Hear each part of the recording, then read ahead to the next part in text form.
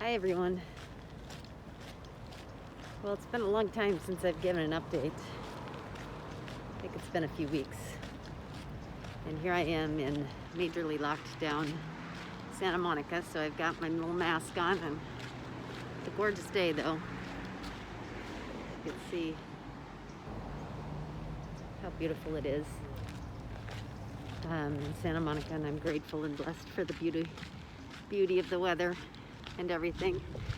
If I have to be going through this, I'm glad I'm in a place where the sun shines a lot.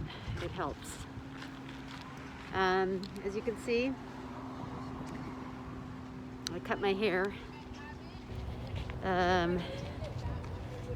because, well, let's see, I got to start from the beginning, I guess, since it's been a while. On November 12th, I had my first round of chemo. And I think you remember I decided on the morning of, because I was a little mopey, of course, sad. You know, this is a journey of major ups and downs, as we know. That morning I was just bummed, sad, and but I had to change the energy, because a lot of times, life happens, and we can't necessarily change the circumstances, but what we can change is our mind about it, and we can reframe things, and that is the power that we all have within us, is the power to change our mind and reframe. And in that way, we get to decide what each moment, no matter what's happening, we get to decide how it's going to be for us, what we are going to experience. I absolutely have had to allow myself to feel all the feelings. Sometimes the emotion just wells up, and you can't even analyze why. You just have to feel it. And I cry, and I let it come, and then it passes. Like clouds in the sky, they pass, the storms pass, and then I find my place of peace again and my grounding, and I feel okay. It's moment to moment. So I've been leaning into reminding myself that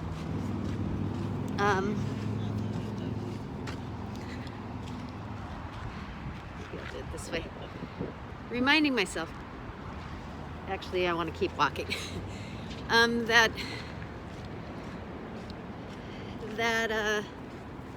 I'm not the only one who's gone through this. There are plenty of people who have walked this road with cancer. Plenty of people who have experienced, challenging adversity in their lives. One person that I have leaned into a lot is Nelson Mandela. When I think of being thrown in a prison cell for 27 years of his life, and yet what he came out with as he walked out the doors on his day of freedom, he said, I had to forgive those who, threw him in there, held him in there. He had to forgive them, because if he didn't, he would still be a prisoner in his anger and his rage. And he chose the path of forgiveness so that he could truly be free in his mind and his soul. But I can't imagine, and that was what he said, is that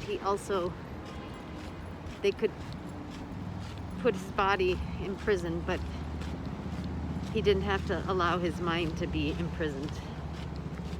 And to me, that's just so beyond powerful. And through this whole experience, I have been reminded of my spiritual concepts that I've been studying my entire life. And the biggest one is that we are spiritual beings having a human experience. And let me tell you, this human experience and this condition that I have, this human condition, this particular human condition that is cancer, has given me so much opportunity to really go deep within myself and really know the true essence of Lisa. As we all are divine children of God, and that we are the divine expressing through us as us, and that we were just having this human experience, whatever it is. And so obviously this opportunity, so I'm calling it an opportunity for spiritual awakening and growth, has given me the huge opportunity to really experience that no matter what's happening in my physical body and the challenges and some of the pain and the discomfort and the emotional pain and discomfort, that if I take a step back and I just observe myself, my thoughts, my emotions, my body, and you ask yourself, who is the one who's observing? I think Deepak Chopra, I heard him say that once. Who is the one observing? And that is your true self. That is the self that is not being touched by anything in this physical world. It's the eternal self that we ultimately all are. And so, trust me, I have had plenty of opportunities in this experience to have to lean into that space in myself and to remind myself of that. Obviously, I'm losing my hair. And a week ago, my dad was in town from Minnesota for Thanksgiving, and my mom came down from the San Ynez Valley, and we were gifted a house in the Venice Canals in Venice, which is a gorgeous area. It's just about 2.5 miles south of me here in Santa Monica. A client gifted their home because they were going to be away last week, and so we got to be in this beautiful home on the Venice Canals with my mom and dad and Stacey and Gigi, my caregivers, for 5 or 6 days. And it was such an amazing time. And there was a piano and a guitar, and how perfect for my parents, because I got to hear them playing music the whole time and singing, and it was amazing. It was the best Thanksgiving. It was just the best. Played games, Mexican train, went for walks, just relaxed, sang and played music, and it was just awesome. So, but my dad, because I had my first chemo treatment on November 12th. And like I said, I started this chat off with saying how we have to reframe, or we can choose to reframe our circumstances. And yes, I was feeling mopey about going to my first chemo session.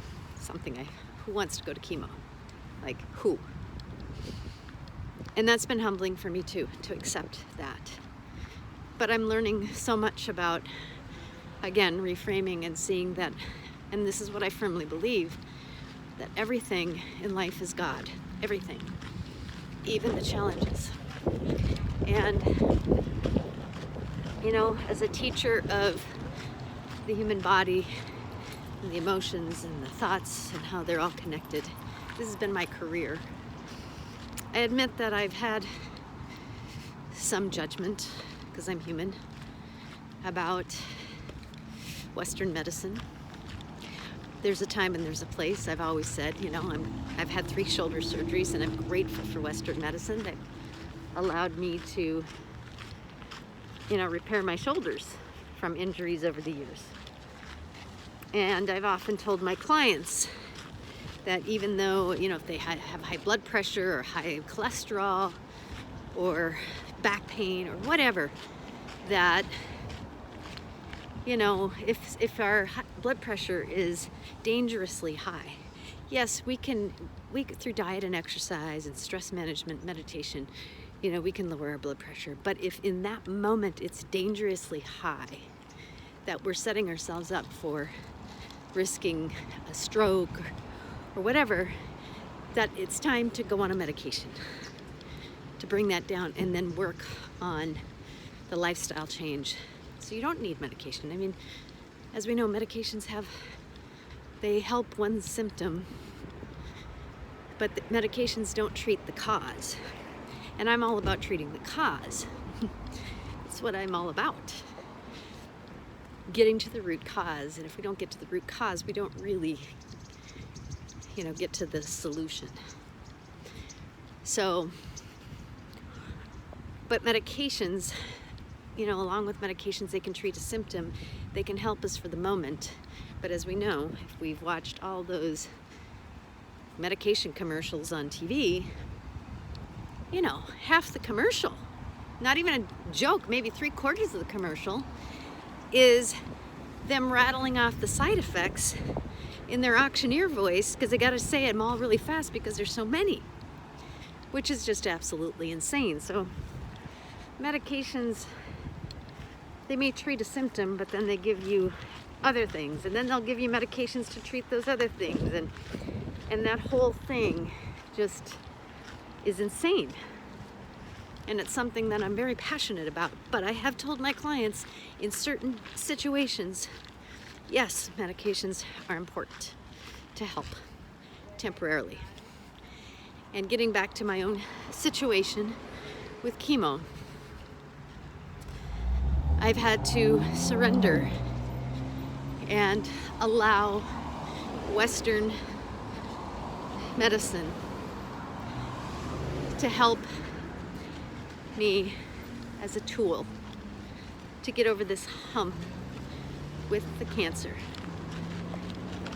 And so, as I was saying, getting back to my original thought in the beginning of this video, it was about that I had to reframe my mind going into that first chemo treatment and being like, okay, Lisa, game face on, athlete's mind.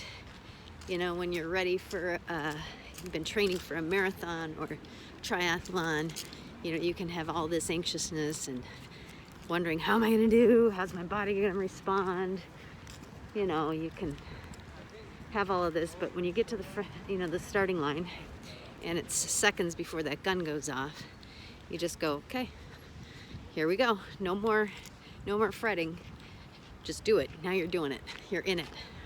And so that's how I changed my mind about going into that first chemo session. And for some of you saw, I put on some uplifting music, Whitney Houston's Step by Step, and Stacey and Gigi danced with me as we went to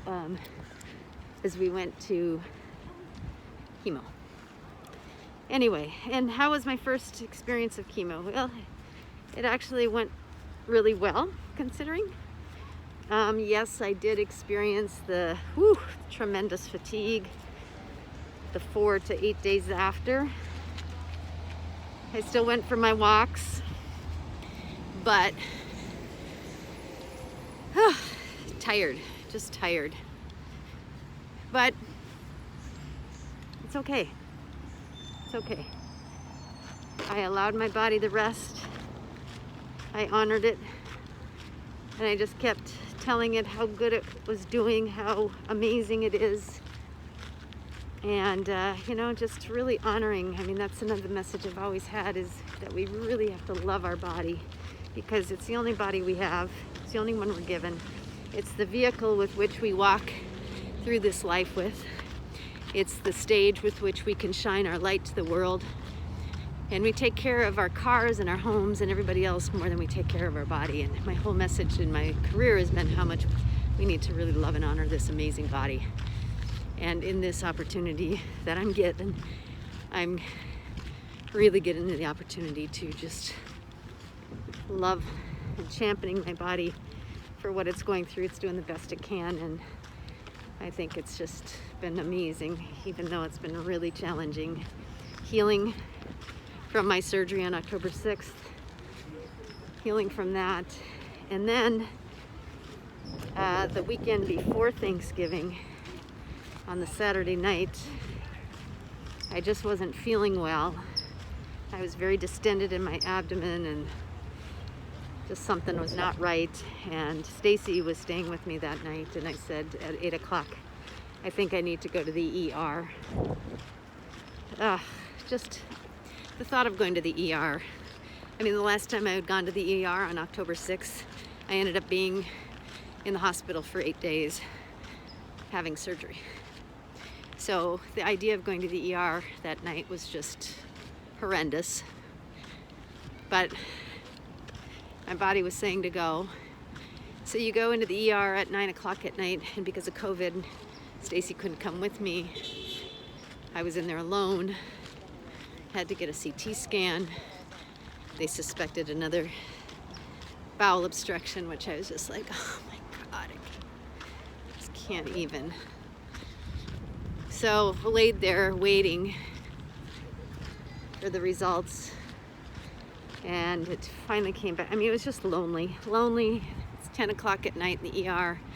I'm in there by myself. I'm not knowing what my fate is. Am I gonna go home? Am I gonna have to be in the hospital? What? And that is when I really, it was uncomfortable. It was lonely. And I really had to go into my breathing and just be in this moment and just remind myself it's not going to always be this way. It's not. I'm a spiritual being having a human experience. Just observe. And what I've noticed is that our mind causes us so much suffering. You know, if I would dwell on all of those things that weren't perfect, I didn't have anybody there with me. My abdomen was, horribly uncomfortable. The worrying of what's going to happen. You know, if I dwelled on any of those things, I made it worse for myself. The suffering was greater. And so I found that when I just would breathe through it and stay in my breath and stay in my observation of myself, just remind myself it's not going to be like this forever. You've gotten through many tough times. You're going to get through this too. So anyway, came back, a minor obstruction. They didn't want to do surgery, so instead they put the NG tube up my nose and down my throat into my stomach, which is horrendous in itself. I'll take it over surgery, but it's horrendous because it feels like you got a truck, an RV parked in the back of your throat. So swallowing is horrible. And yes, I had to stay in the hospital for a couple of days with that tube in. Can't eat, can't drink anything. And here it is. My dad is coming on that Sunday. I'm in the hospital. And we're waiting to see if the NG tube is going to decompress my, system enough that whatever little obstruction or kink in my intestines will open up.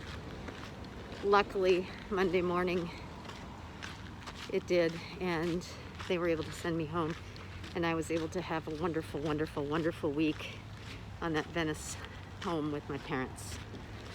It was incredible, and with Stacey and Gigi. And I'm so grateful to Holly and Seth for giving us their home, and they even ordered Thanksgiving dinner for us from a local restaurant, James Beach. It was incredible. So it ended up being an amazing week, and I just this last week I felt stronger. than I've had in a long time, in months actually. Stronger, more energetic. Now I've lost some weight. I'm not used to my legs being little stick legs because I'm used to my spinning legs.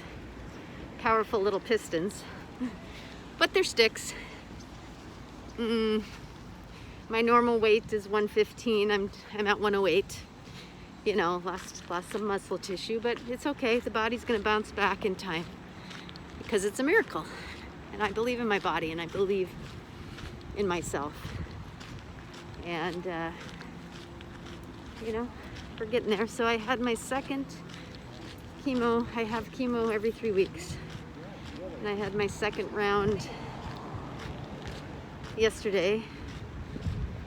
And so far so good. Feeling pretty good.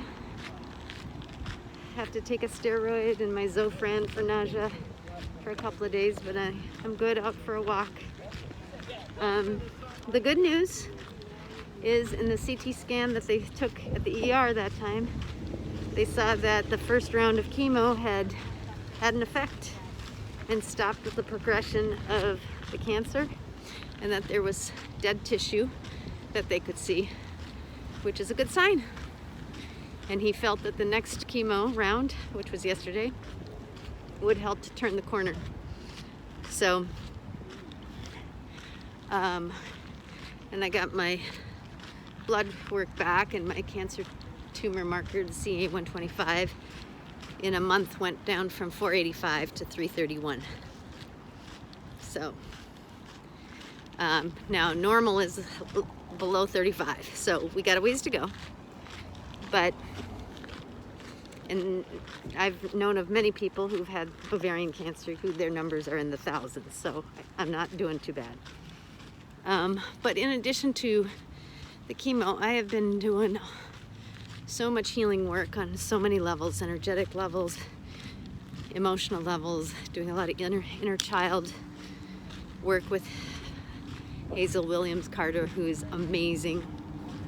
Because as I said, I've always been teaching how, you know, there's a huge emotional connection, root cause to most physical ailments, if not all physical ailments, including disease. And so I believe that the emotional work and the energetic work is doing almost more than anything. And the nutrition, I'm getting food made from a wonderful person named Karina, who I've done Kundalini yoga with, and she blesses the food and honors the food and cooks Ayurvedic wise, and just all of the financial support from the donations is just so helpful. It allows me to get my acupuncture, physical therapy on my scar to help with the adhesions, the energy medicine work, my vitamin C therapy, curcumin IV, my sessions with Hazel. I mean, all of that isn't covered by insurance, so it's just, I'm just so beyond grateful for the financial support, but also for the prayers and the meditations. And, you know, it's just been so overwhelming, and one of the big things I'm here to learn is to receive. You know, my whole life I've been giving. It's really easy for me to give because I love people, I love the world. And I've always just believed that the more you give, the more you'll receive. But I admit it's just pretty humbling to feel vulnerable and that I need help. But I'm learning to receive, and that's part of my healing too. So I'm sorry that this is a really long message, and if you hung in there with me, you guys are amazing rock stars. I know I keep pulling my mask up and down because I want to be respectful for people that are walking by. And, you know, for those of you who do wear masks, I appreciate it, because I am walking, because of the chemo, I am walking as a person with a compromised immune system. And so I have to be really, really careful. about being close to people.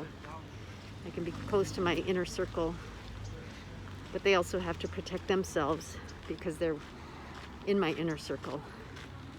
And, you know, I can't even really get a cold at this point. I mean, I have faith that I'll be able to handle whatever, because my body is strong, but I don't want to take any chances, you know. I don't want to be careless, and so I really appreciate for those of you who are honoring what this virus is, you know, and its highly infectious, contagious nature. I just want to thank you for, you know, we're all in this together. And I think, as you know me, I see everything from a spiritual perspective. This is a gift. The virus is a gift, as painful as it is. It's a gift from planet Earth, Mother Earth, to show us how important we are to each other, and that we are all very connected, and that we are all one.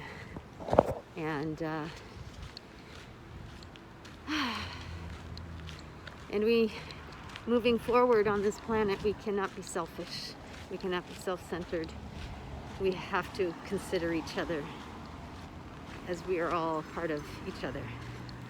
So, thank you for listening. Thank you for caring. I love you all. And as I keep saying, this just is a chapter in my story, my life story. It's not my story. It's just a chapter in my story. And, you know, we're walking through it. And honestly, I'm grateful for it all. I really am. The gifts I'm getting, the wisdom, everything. I'm grateful. And so, thank you, everyone. It's a beautiful scene. I love you, and let's remember that what's important is each other. Okay? All right. When we heal our heart, we heal the world. Have a wonderful day. Bye.